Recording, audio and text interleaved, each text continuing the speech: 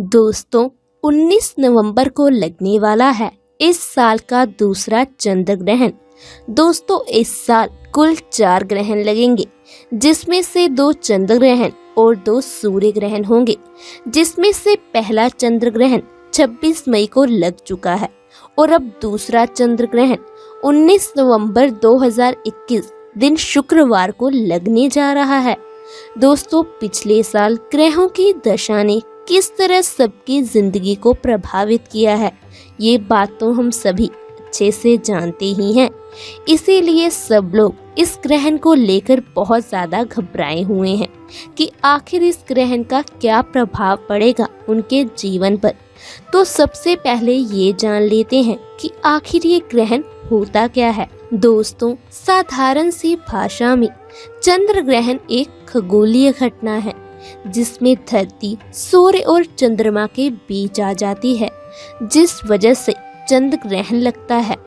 वैज्ञानिक दृष्टि से ये एक खगोलीय घटना है, लेकिन अगर हम इसे धार्मिक दृष्टि से देखें तो इसका बहुत ज्यादा महत्व है। इसका लोगों के जीवन पर बहुत प्रभाव पड़ता है। दोस्तों, इस बार का जो चंद्र ग्रहण है वो कार्तिक मास की शुक्ल पक्ष की पूर्णिमा तिथि मतलब 19 नवंबर 2021 को लगने वाला है। ये साल का दूसरा और अंतिम चंद्र ग्रहण होगा। दोस्तों, आपके मन में भी चंद्र ग्रहण को लेकर बहुत सारे सवाल होंगे।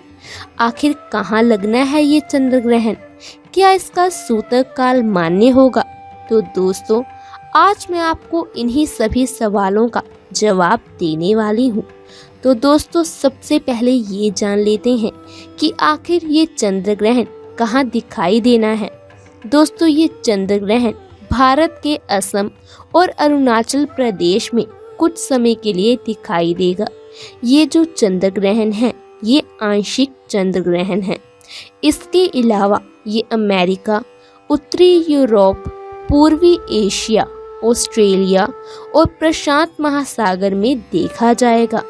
दोस्तों, इस ग्रहण के समय की अगर हम बात करें तो इस ग्रहण का समय सुबह 11:34 से लेकर शाम 5:33 तक चलेगा। दोस्तों, अगर हम सूतक काल की बात करें तो इस ग्रहण में सूतक काल मान्य नहीं होगा, क्योंकि ये ग्रहण भारत में आंशिक ही दिखाई देगा।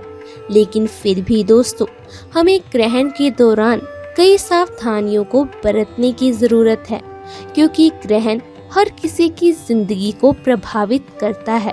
तो इससे अच्छा यही है कि हम थोड़ी सी सावधानी बरतें ताकि हमें किसी भी तरह की कोई तकलीफ ना हो।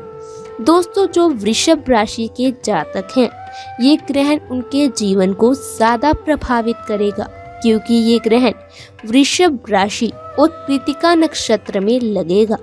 इसलिए इस राशि के लोगों को ज्यादा सावधान रहने की जरूरत है।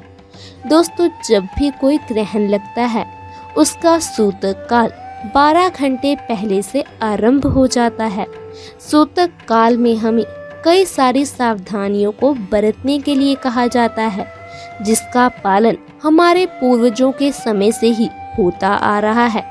जैसे कि मंदिर के द्वार बंद कर दिए जाते हैं, किसी भी शुभ कार्य को करने की मनाही की जाती है।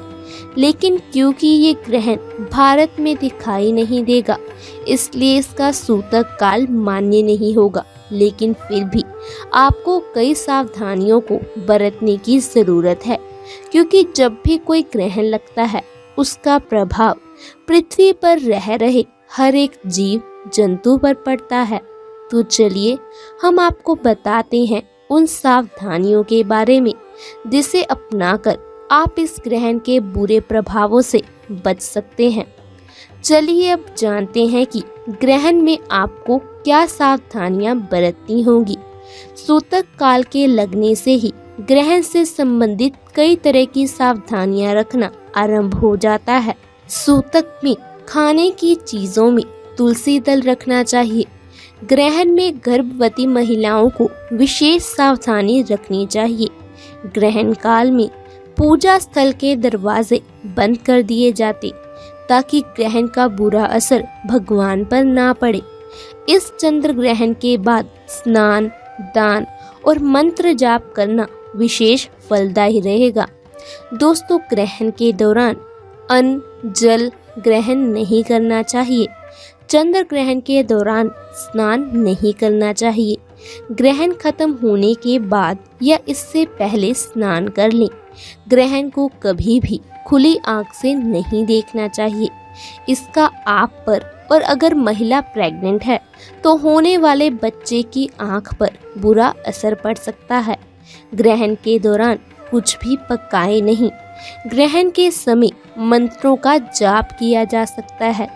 खास भगवान कृष्ण के मंत्रों का जाप करें या फिर आप भगवान शिव के मंत्रों का जाप करें। ग्रहण के बाद घी और खीर से हवन आदि करने से लाभ होता है। चंद्र ग्रहण समाप्त होने के बाद घर में शुद्धता के लिए गंगा जल का छिड़काव करना चाहिए। गर्भवती महिला को गंगा जल तुलसी के साथ ग्रहण कर लेना चाहिए।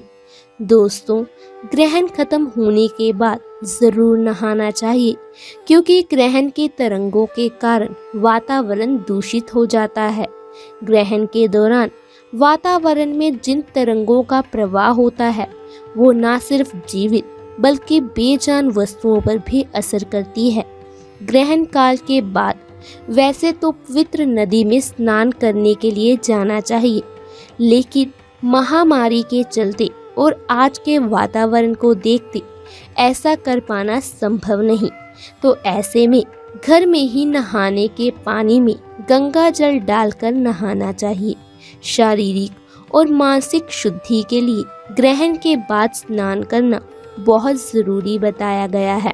दोस्तों, स्नान के बाद भगवान विष्णु की पूजा करें और दीप दान करें। इससे स्वास्थ्य पर अनुकूल असर होता है और प्रतिष्ठा की प्राप्ति होती है। ग्रहण के बाद स्नान करना जरूरी माना जाता है, लेकिन आपको बता दें कि ग्रहण से पहले भी स्नान करना उतना जरूरी है, क्योंकि ग्रहण के समय साधना का समय होता है, जो कि शुद्ध होकर ही किया जाना चाहिए। चंद्र ग्रहण के बाद पीपल के पेड़ की पूजा करना भी शुभ माना गया है। जल में तिल, गुड़ मिलाकर पीपल की जड़ को सींचना आपके लिए अधिक फलदायी होगा। इससे ग्रहण का बुरा प्रभाव आपके जीवन को प्रभावित नहीं करेगा।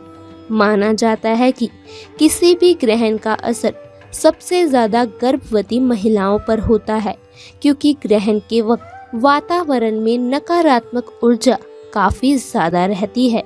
ग्रहण काल के दौरान गर्भवती स्त्रियों को घर से बाहर नहीं निकलना चाहिए। बाहर निकलना जरूरी हो तो गर्भ पर चंदन और तुलसी के पत्तों का लेप कर लें। तो दोस्तों, आज हमने आपको साल के अंतिम चंद्र ग्रहण, जो कि 19 नवंबर 2021 को लगने जा रहा है, उसके बारे में जानकारी दी है। हमें उम्मीद है आज की ये जानकारी आपके ज़रूर काम आएगी और हमने जितनी भी सावधानियां बताई हैं आप उनका पालन ज़रूर करेंगे। दोस्तों, अगर आपको ये वीडियो अच्छी लगी हो तो प्लीज़ वीडियो को लाइक करें और ज़्यादा से ज़्यादा शेयर करना ना भूलें। अगर आप हमारे चैनल पर नए हैं तो आज ही हमारे चैनल को सब्सक्राइब कर लें, ताकि आपके पास और ऐसी ज्ञानवर्धक वीडियोस आती रहे। जय श्री कृष्ण।